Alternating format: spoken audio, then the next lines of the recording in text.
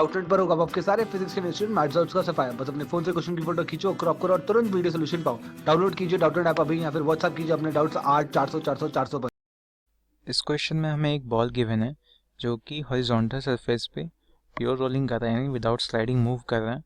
अब वो एक कर्व ट्रैक के ऊपर जा रहा है और एक हाइट h तक पहुंच के वो वापस आ जाता है। अब अगर वो ट्रैक हमारा सफिशिएंटली रफ है तो h की वैल्यू h1 हमें गिवन है, और अगर वो स्मूथ है तो h की वैल्यू h2 गिवन है। और जब रफ होता है वो ट्रैक तो हमारा स्लाइडिंग नहीं होता है इस स्फेयर का या बॉल का। तो हमें h1 और h2 में रिलेशन बताना है।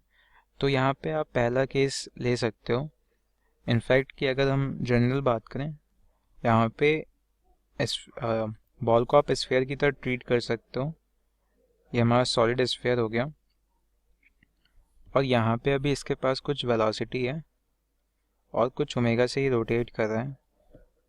तो यहाँ पे v is equal to omega r हमारा होल्ड करेगा, जहाँ की r इसका रेडियस है। और अभी total energy, total mechanical energy आप क्या लिखोगे? टोटल मैकेनिकल एनर्जी हमारी हो जाएगी हाफ mv², जो कि ट्रांसलेशनल काइनेटिक एनर्जी हो गई, plus rotational kinetic energy half into I omega square.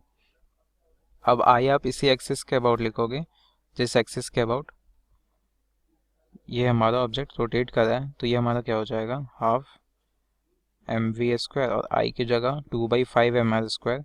तो ये हमारा हो गया mr² ओमेगा स्क्वायर बाई 5। और आर ओमेगा हमारा वी के इक्वल है, तो इसको आप mv² लिख सकते हो और फिर ऐड करोगे तो आपको 7 mv²/10 आ जाएगा। तो ये हमारा काइनेटिक एनर्जी इनिशियल है दोनों ही केस में, जब वो स्मूथ ट्रैक पे जा रहा है और जब वो स्मूथ ट्रैक पे नहीं जा रहा है। अब आप देख सकते हो जब वो इस सफिशिएंटली रफ ट्रैक पे मूव करेगा तो वो कहीं पे भी होगा तो उस पर एक फ्रिक्शन का फोर्स ऐड करेगा। तो यहाँ पे अगर सपोज फ्रिक्शन का फोर्स ऐड कर रहा है, और क्योंकि पॉइंट ऑफ एप्लीकेशन जो हमारा वो फ्रिक्शन का पॉइंट ऑफ कांटेक्ट है, तो आप देख सकते हो पॉइंट ऑफ कांटेक्ट ये हमारा बॉल का हो गया, यही फ्रिक्शन का पॉइंट ऑफ एप्लीकेशन, और इसकी वेलोसिटी 0 है। तो इसका डिस्प्लेसमेंट अलॉन्ग फ्रिक्शन क्या हो जाएगा? 0। और अगर displacement of point of contact यानी कि फ्रिक्शन का पॉइंट ऑफ एप्लीकेशन वो 0 है, तो वर्क डन बाई फ्रिक्शन क्या हो जाएगा? एफ डॉट डेल्टा एक्स, और डेल्टा एक्स 0 है तो ये 0 हो गया। तो फ्रिक्शन यहाँ वर्क डन नहीं करेगा और बाकी कोई हमारे पास डिसिपेटिव फोर्स नहीं है, तो इस केस में टोटल मैकेनिकल एनर्जी कंजर्व ही रहेगा। और दूसरे केस में जब स्मूथ ट्रैक है तो भी हमारा टोटल मैकेनिकल एनर्जी कंजर्व रहेगा, क्योंकि फ्रिक्शन वहाँ पे है ही नहीं। तो इस केस में जब ब्लॉक हमारा टॉप मोस्ट पॉइंट पे पहुँचेगा तो उसकी वेलोसिटी 0 हो गई होगी, और उस समय उसका ओमेगा भी 0 हो गया होगा, अगर इस पॉइंट की वेलोसिटी हमेशा 0 रहनी है तो अगर आप टोटल मैकेनिकल एनर्जी कंजर्व करोगे तो आप बोलोगे फाइनली बस सपोज वो हाइट h तक ऊपर चला गया तो वो जो भी काइनेटिक एनर्जी इनिशियल थी वो पोटेंशियल एनर्जी में चेंज हो गई। और पोटेंशियल एनर्जी में चेंज कितना हुआ? mg h के इक्वल। और ये h1 था हमारा रफ ट्रैक के लिए, तो h1 यहाँ से क्या हो गया हमारा? 7v²/10g। अब अगर स्मूथ ट्रैक की बात करें तो आप देख सकते हो इस पॉइंट के अबाउट कोई टॉर्क नहीं आएगा, क्योंकि नॉर्मल और mg हमारा इस पॉइंट से क्रॉस कर रहा है तो उसका टॉर्क नहीं आएगा, और फ्रिक्शन नहीं लग रहा तो फ्रिक्शन का टॉर्क आने का कोई चांस ही नहीं।